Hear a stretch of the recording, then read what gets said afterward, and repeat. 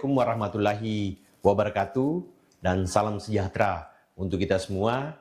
Perkenalkan, nama saya Dr. Irwan Adisa Putra, SIP MSc dengan NIDN 0016048410. Saya merupakan salah satu staf pengajar atau dosen pada Departemen Ilmu Pemerintahan, Fakultas Ilmu Sosial dan Ilmu Politik Universitas Hasanuddin.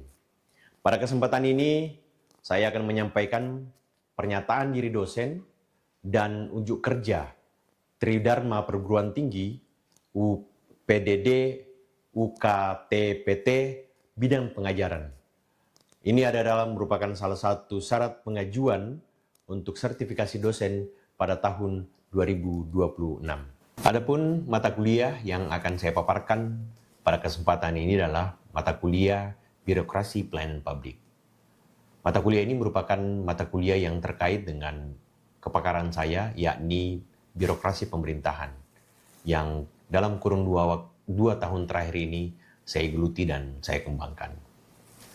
Mata kuliah Birokrasi Pelayanan Publik merupakan mata kuliah wajib bagi program Sarjana Ilmu Pemerintahan. Secara umum, materi perkuliahan ini mengacu pada tema utama, yakni tentang proses birokrasi pelayanan publik yang baik dari aspek konsep, paradigma, kebijakan, maupun praktek pelayanan publik yang baik di negara maju ataupun di negara berkembang dan terkhusus di Indonesia. Pada pengajaran ini, saya akan mencoba menggunakan metode DAI atau Delivery, Interaction, and Assessment. Pada tahap delivery, saya akan menyampaikan materi dengan pembelajaran secara efektif, baik melalui ceramah, demonstrasi, maupun penggunaan media ajar, baik video maupun slide visual, agar mahasiswa mampu memahami apa yang disampaikan dan tentu sesuai dengan rencana pembelajaran semester. Penyampaian materi secara ceramah dipadu dengan mekanisme student center based learning yang memastikan setiap mahasiswa mempunyai peran penting dalam setiap proses pembelajaran. Lalu pada metode interaction, saya akan mencoba membangun komunikasi dua arah, mengajak mahasiswa aktif di dalam kelas, dan ini bisa berupa diskusi kelompok, diskusi personal, tanya jawab, atau studi kasus untuk merangsang mahasiswa berpikir kritis dan efektif. Adapun tahap asesmen atau proses evaluasi serta penilaian, ini untuk mengukur pemahaman mahasiswa terhadap materi yang disampaikan oleh dosen melalui tugas mandiri, kuis, project based learning, serta tentu keaktifan dan kehadiran mahasiswa. Hal tersebut tentu sesuai dengan matriks penilaian pada rencana pembelajaran semester mata kuliah Birokrasi Pelayanan Publik. Lalu berikutnya, adapun capaian pembelajaran lulusan atau capaian pembelajaran lulusan atau CPL yang dibebankan pada mata kuliah Birokrasi Pelayanan Publik ini adalah pertama, melaksanakan tugas mandiri dan mampu berkelompok dan dalam berbagai bidang pekerjaan. Lalu yang kedua adalah membangun argumentasi dan komunikasi lisan maupun tulisan secara baik dan efektif. Yang ketiga, merumuskan rekomendasi dan solusi yang efektif untuk menyelesaikan masalah-masalah pemerintahan dan kebijakan publik. Adapun capaian pembelajaran mata kuliah ini atau CPMK adalah mahasiswa mampu menguasai konsep dan teori birokrasi pelayanan publik dan melakukan analisis terhadap masalah-masalah birokrasi pelayanan publik serta perkembangannya dalam proses reformasi di Indonesia. Dan setelah CPMK ini tentu ada turunannya, yakni sub CPMK Dan berdasarkan hal tersebut, ada beberapa sub IMK mata kuliah birokrasi pelayanan publik ini, yakni yang pertama adalah mahasiswa diharapkan mampu mendeskripsikan dan menjelaskan konsep, teori, pendekatan, serta ruang lingkup birokrasi pelayanan publik. Yang kedua, mahasiswa diminta mampu menjelaskan konsep dan paradigma pelayanan publik. Dan berikutnya, yang ketiga, mahasiswa mampu menjelaskan pola perkembangan birokrasi pelayanan publik di Indonesia. Dan keempat, mahasiswa mampu menjelaskan prinsip-prinsip dan kualitas pelayanan publik serta faktor-faktor yang mempengaruhinya. Yang kelima, mahasiswa mampu menjelaskan dan menganalisis masalah-masalah birokrasi pelayanan publik dalam penyelenggaraan pemerintahan dan proses pembangunan di Indonesia. Dan yang terakhir, mahasiswa mampu menganalisis perkembangan birokrasi pelayanan publik. Dalam pembahasan mata kuliah ini, ada beberapa literatur dan juga referensi yang digunakan, baik buku maupun jurnal. Namun referensi utama yang digunakan adalah buku yang berjudul Reinventing Government, How the Entrepreneurial Spirit is Transforming the Public Sector, yang ditulis oleh David Osborne dan Ted Gabler, yang terbit pada tahun 1993. Setelah ini, kita akan menyaksikan cuplikan sesi perkuliahan yang akan dilaksanakan di dalam kelas. Semoga bermanfaat. Selamat menyaksikan. Bismillahirrahmanirrahim. Assalamualaikum warahmatullahi wabarakatuh. Waalaikumsalam warahmatullahi wabarakatuh. Adik-adik peserta mata kuliah Birokrasi Pelayanan Publik, hari ini kita ketemu lagi di kelas pada pekan ke-9 atau pertemuan ke-9 pada mata kuliah ini. Nanti kita akan absen di sekolah seperti biasa. Kita akan mengakses sekolah untuk absensi harian kita. Pada kesempatan hari ini kita akan mencoba kembali mengulas materi-materi yang ada pada rencana pembelajaran semester yang sudah adik-adik bisa akses di sekolah. Seperti yang lalu, pada kesempatan ini di pekan 8 kemarin kita bicara atau kita mendiskusikan terkait bagaimana relevansi implementasi good governance dalam tata kelola pelayanan birokrasi. Dan itu kita sudah selesaikan, dan kemudian ada ujian-ujian tengah semester kemarin, dan akhirnya kita sampai di kesempatan ini. Oke, pada mata kuliah ini ada beberapa capaian CPMK atau capaian pembelajaran mata kuliah yang ingin kita capai. Teman-teman diharapkan setelah pembelajaran kelas ini mahasiswa mampu menguasai konsep, teori birokrasi, pelayanan publik, dan melakukan analisis terhadap masalah-masalah birokrasi, pelayanan publik, serta perkembangannya dalam proses reformasi di Indonesia. Dan sub CPMK 3 yang diharapkan pada sub materi ini adalah mahasiswa mampu menjelaskan pola perkembangan birokrasi pelayanan publik Indonesia. Jadi ada rentetan sejarah, ada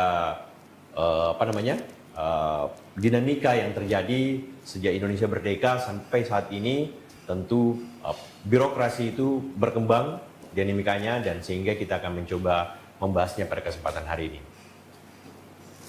Adapun submateri kita di kelas hari ini yakni profil birokrasi Orde Baru.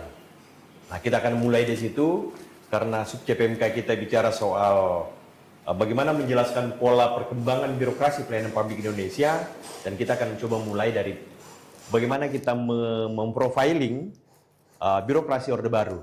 Nah, ada yang tahu masa jenjang Orde Baru dari kapan saja? Silakan. Dari tahun 1965 sampai 98. Betul sekali. 1965 sampai 98. Ada 32 tahun kalau kita bicara soal rentang waktu Orde Baru berkuasa, yang tentu di dalamnya ada pemimpin yang namanya Presiden Soeharto. Ada yang pernah dapat Pak Soeharto di sini?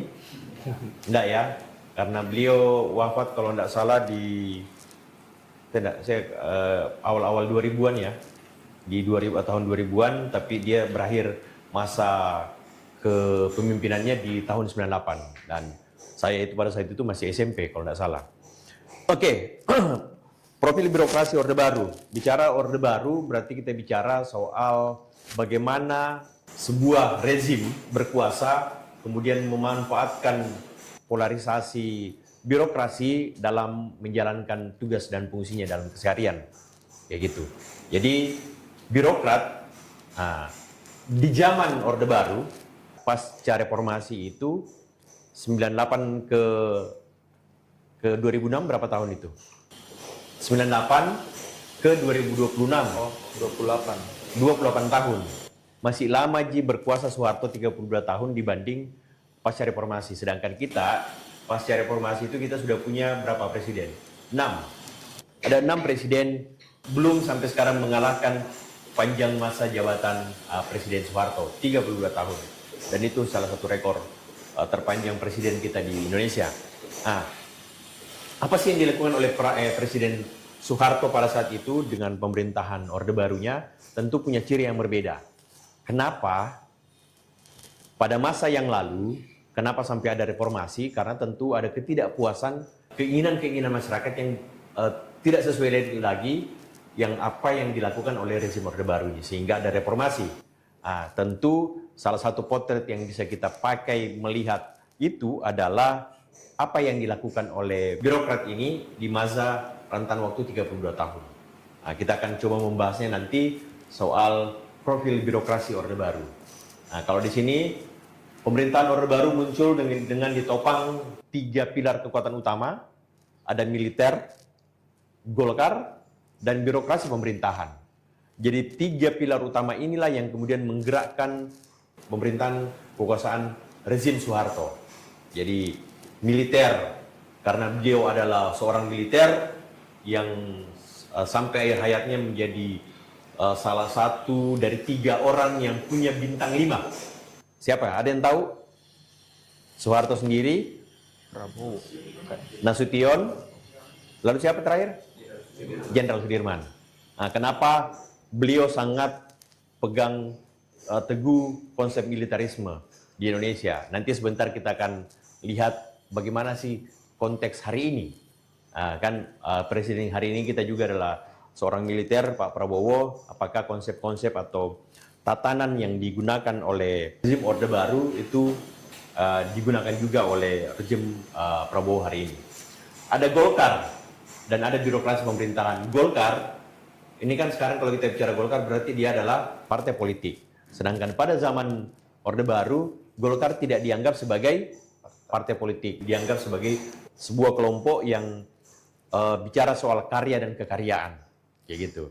Jadi hebatnya dalam tanda kutip Soeharto memainkan peran politiknya yang kemudian membuat kelompok yang kerjanya sebenarnya kerja-kerja politik, kerja-kerja partai politik, namun dia menganggapnya bukan sebuah partai politik.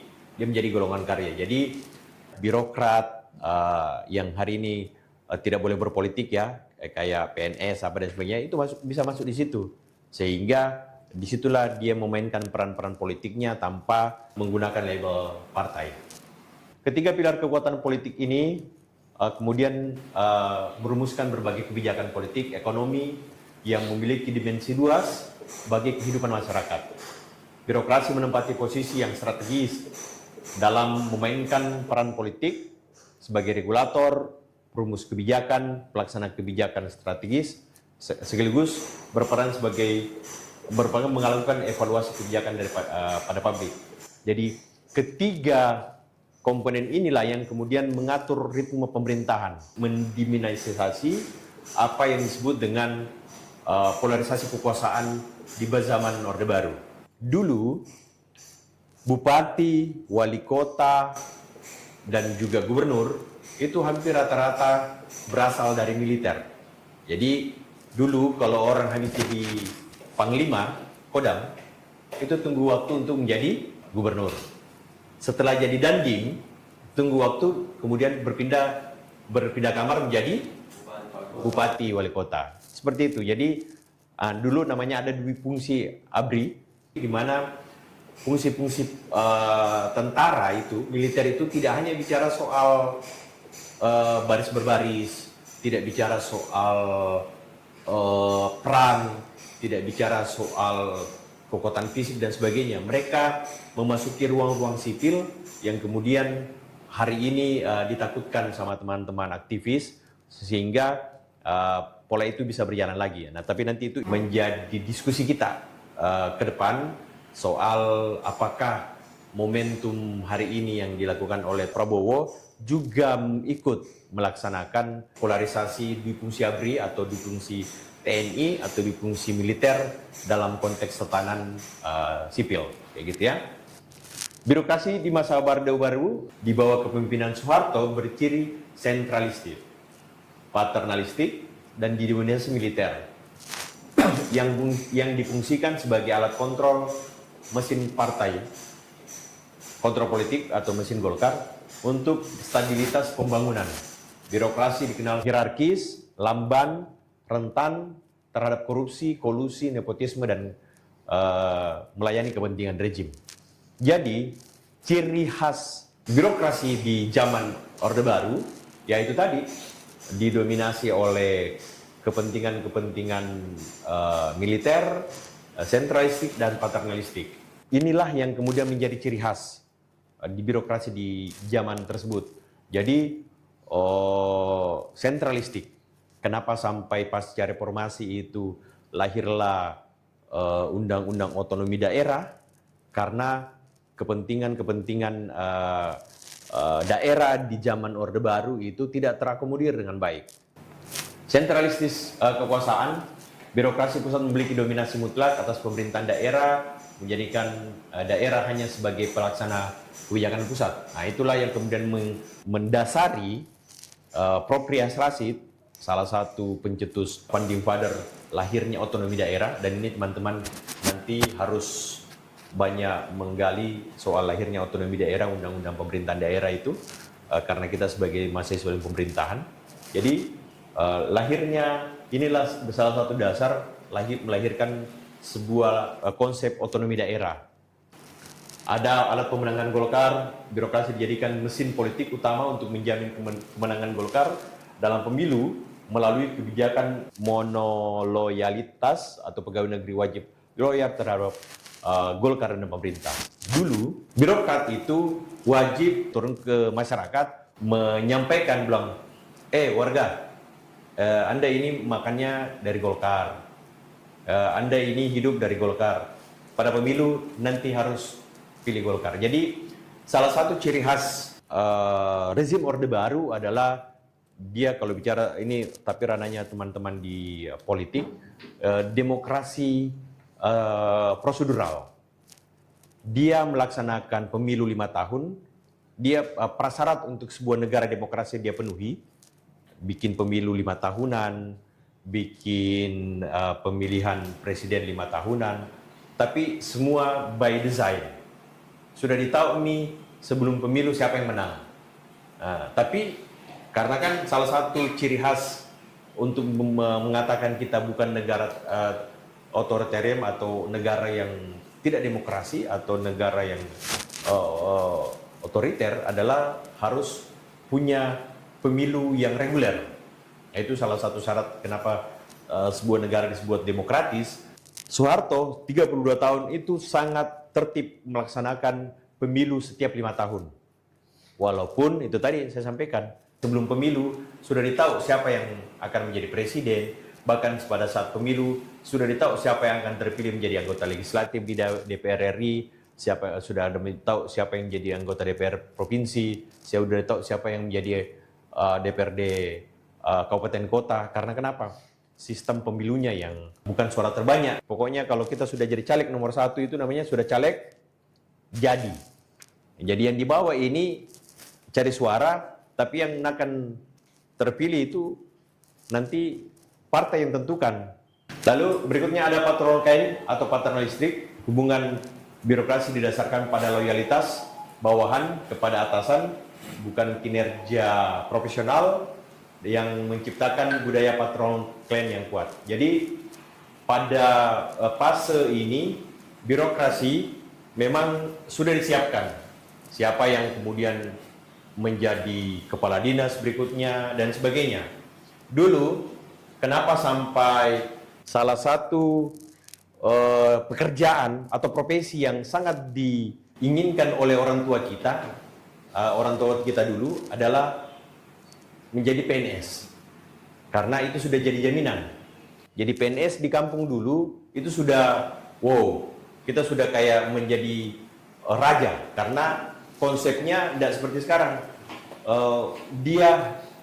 Konsepnya itu seolah-olah birokrasi atau PNS atau pegawai negeri sipil itu yang dilayani. Kalau kawinan dia duduk paling depan, dia yang sangat dihormati dibanding profesi lain.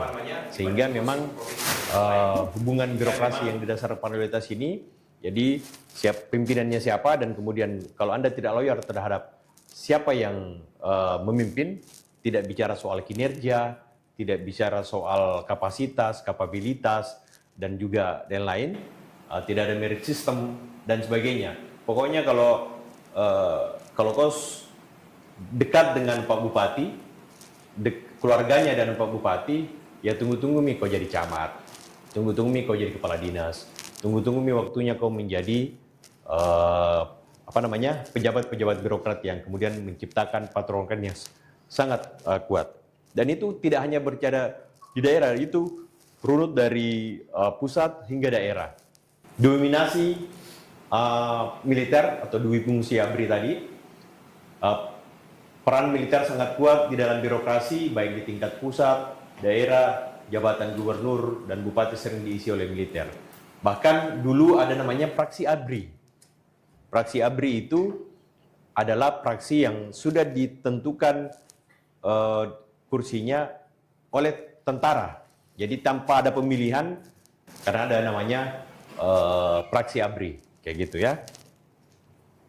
Lamban dan sangat rentan dengan korupsi, kolusi, dan nepotisme. Inilah beberapa gambaran profiling birokrasi kita di Orde Baru. Mungkin ada yang mau memberikan tambahan. Nah, sekali lagi saya sampaikan,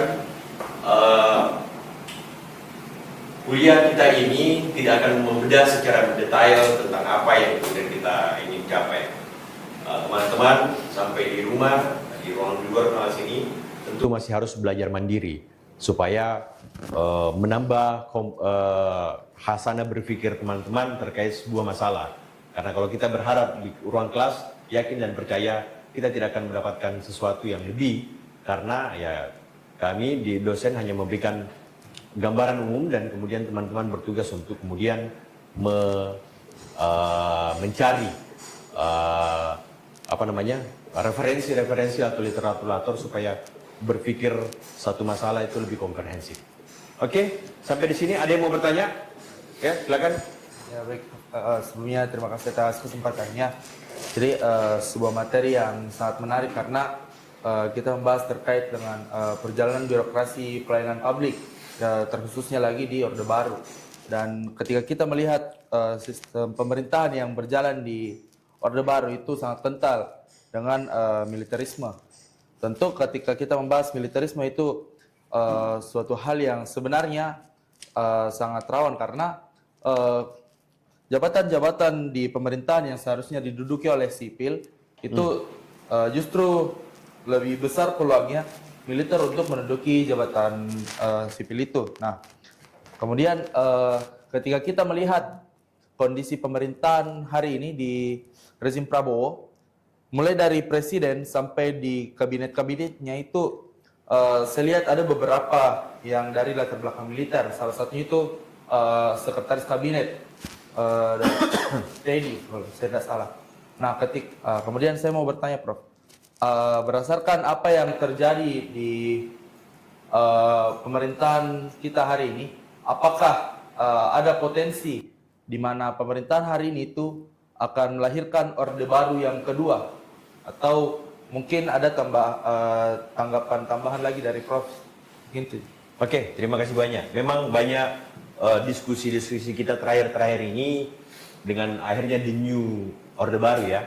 Artinya kekhawatiran teman-teman, para aktivis, mahasiswa, pemerhati, dan sebagainya mengkhawatirkan dengan polarisasi pola-pola kerja Prabowo dengan rezim Prabowo hari ini tentu bisa menimbulkan kesamaan kasus Mayor Teddy.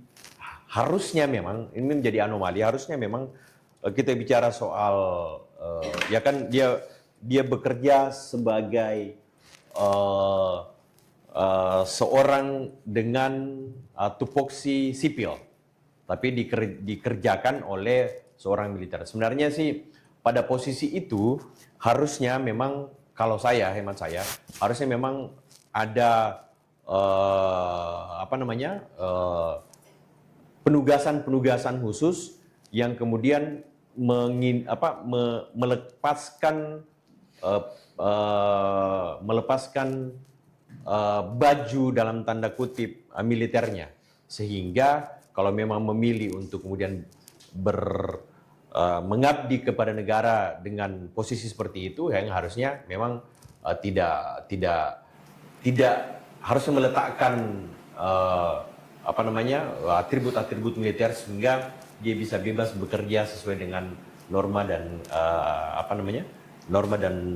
kebiasaan-kebiasaan yang dilakukan oleh sipil. Nah, pertanyaan berikutnya, apakah kemudian ini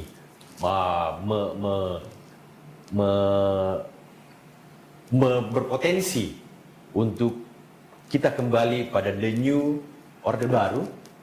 Bisa jadi, tergantung bagaimana kita melihat ke depan. Ada beberapa memang kajian-kajian yang para ahli mengatakan bahwa potensi itu sudah sangat, karena ini adalah ruang diskusi dan kemudian ini adalah ruang ilmiah, bisa jadi kalau tidak dibatasi kewenangan-kewenangan militer memasuki ranah-ranah sipil, bisa jadi itu akan kembali. Karena kenapa? Kesewenang-wenangan, apalagi kita melihat ada beberapa kasus kemarin yang aparat kita yang terindikasi melakukan korupsi, bahkan mega korupsi, dan juga dan kemudian ada indikasi pejabat-pejabat militer aktif juga ikut terlibat di situ. Ini memang butuh perhatian. Makanya saya tadi mengatakan di awal pertemuan, bagi teman-teman yang nanti di akhir masa studinya itu bisa meneropong lebih jelas, karena ini butuh pertanyaannya ada, dan ini butuh kajian lebih spesifik, mungkin butuh penelitian, butuh lebih kajian-kajian yang komprehensif, sehingga kita memastikan apakah potensi itu akan menuju ke sana, atau hanya pola dan cara kerja yang sama, tapi sebenarnya tidak sampai ke situ. Nah, itu kita butuh kajian tersendiri. Karena kan bisa jadi, ya karena kebetulan ada ini, sebenarnya yang kita takut sebenarnya otoritarismenya yang bekerja. Bukan siapa yang bekerja di situ. Soal militer yang mau bekerja di situ, soal siapa, itu bukan soal lain. Tapi soal pola kerjanya, jangan sampai dia menjadi seperti pola otoriter, pola yang kemudian memaksakan kehendak, yang tidak lagi mengedepankan prinsip-prinsip kemanusiaan dalam bekerja dan sebagainya. Itu yang kita takutkan. Bukan soal siapa, apakah militer yang terlibat atau tidak. Itu ya, kalau militer membantu tugas-tugas negara sih, why not? Kenapa tidak gitu.